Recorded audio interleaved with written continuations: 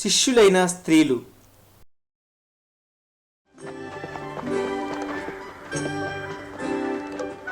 యేసు ప్రతి పట్టణంలోనూ గ్రామంలోనూ దేవుని రాజ్య సువార్త ప్రకటిస్తూ వెళ్తుండగా 12 మంది శిష్యులు ఆయనతో ఉన్నారు.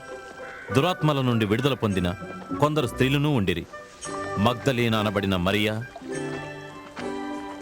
కూజా భార్య అయిన యోహన్నా మరియు సుసన్నయు ఉండిరి.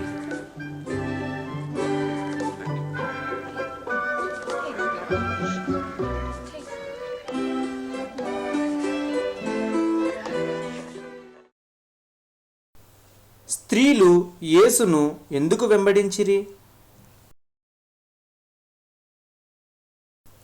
స్త్రీల పేర్లు చెప్పబడుటకు కారణమేమి? యేసుకు నా పేరు తెలియను అనుటకు ఈ విషయం నాకెందుకు ప్రాముఖ్యము?